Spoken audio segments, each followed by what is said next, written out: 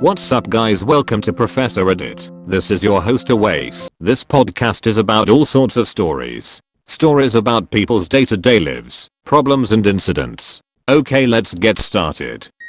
AITA for refusing to let my wife give our son a participation trophy. To be brief, my wife and I have a 12-year-old son who is in 6th grade. He recently competed in a school-wide spelling bee. Now I love my son very much and support him in everything he attempts, as does my wife. He is quite intelligent and recently decided he was going to take part in the school's spelling bee that took place this last weekend. He did great. There was 28 children that decided to participate, and now here is where my issue is: a son placed 5th and was extremely upset that the 1st, 2nd and 3rd place children all received trophies and he did not. This is where my wife said she was going to have a spelling bee trophy made via third party without a finishing place engraved on it, i.e. congratulations in the ex-middle school spelling bee 2021. I told her I would absolutely not approve of this. I told her I would explain to our son, if he wanted a trophy, that he would need to earn it, and that I would be more than happy to spend summer vacation doing mock spelling bees, helping him with his spelling, or whatever is needed, if he really wanted to improve, so he can earn a trophy next year.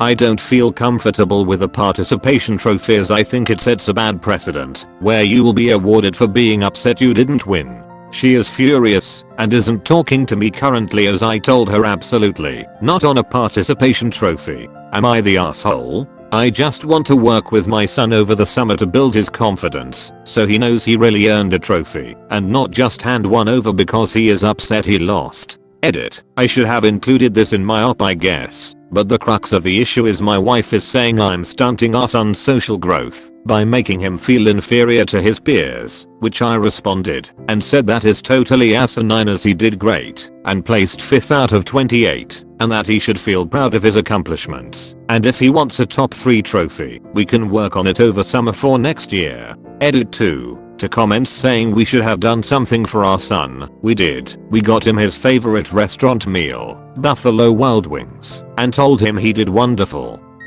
NTA. Losing sucks. Missing out on trophies sucks, but as parents your job isn't to make sure your son is 100% happy all the time. It's to turn out a good adult, and that means a hard worker, someone who doesn't feel entitled to things, and who know how to be a good loser.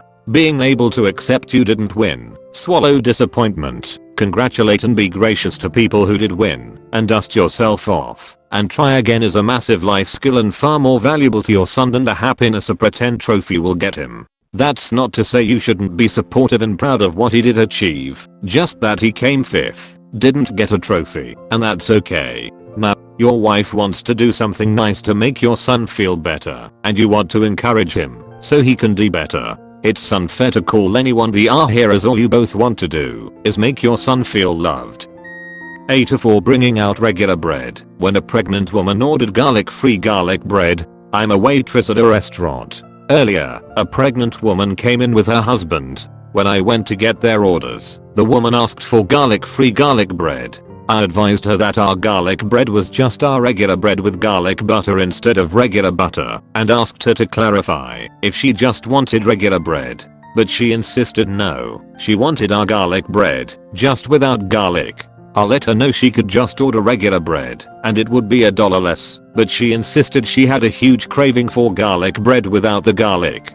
I wasn't really sure what to do, but her husband got angry and said something like, "Can't you see that she's pregnant? It's not that hard to just bring out garlic bread without garlic."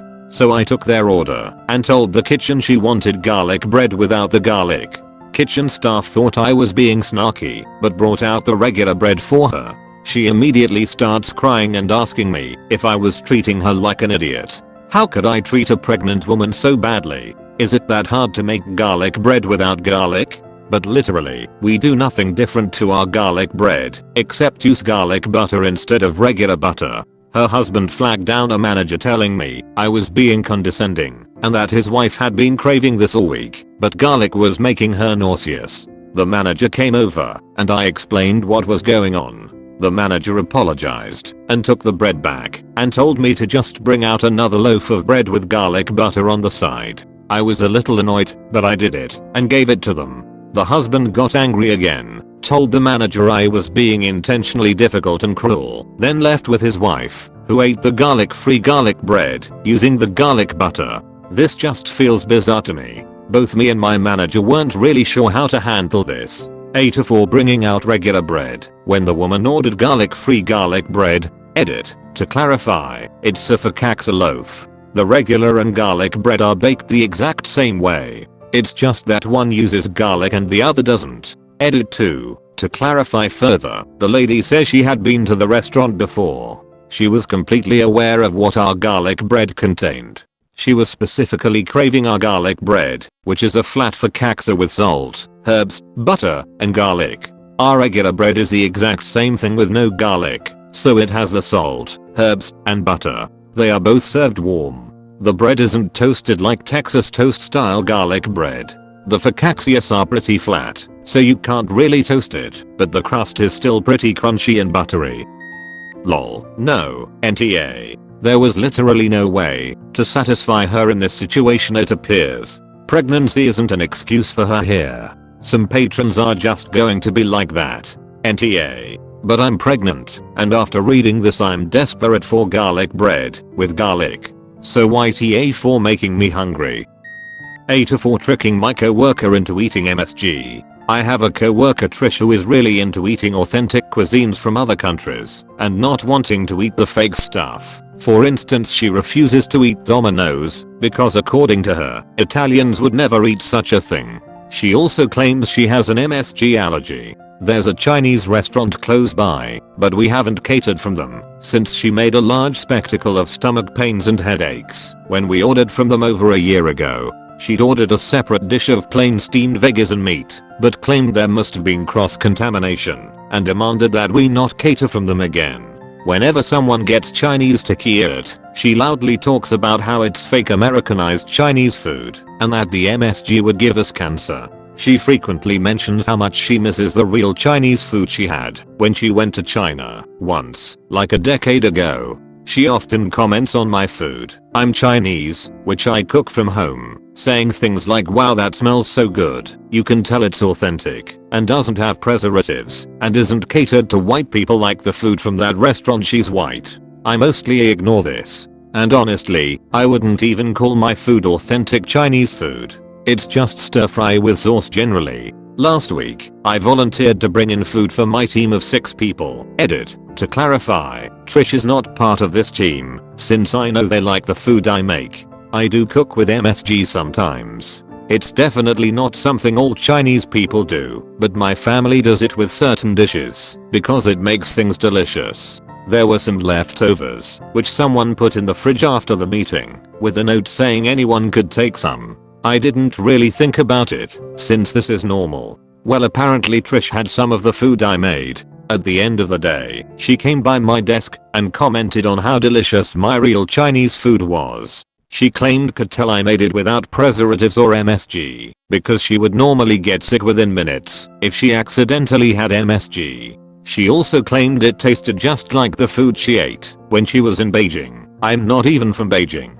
After she went on for a few minutes, I just told her that there was actually MSG added to some of the dishes I made.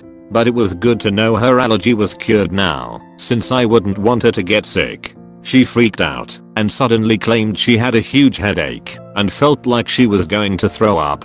She yelled at me for not telling her I put MSG in the food. I didn't realize she would eat it, since she normally doesn't eat the communal food, and it was intended for my team members, not her. She went 2 hours because I supposedly tricked her into eating something I knew she couldn't eat, and now I have a meeting with ours next week. IDK how this is going to go. In all honesty, maybe I was kind of hoping to peg down her anti-manuscript G crusade, but if she had asked, I would've told her what the ingredients were. AITA for not.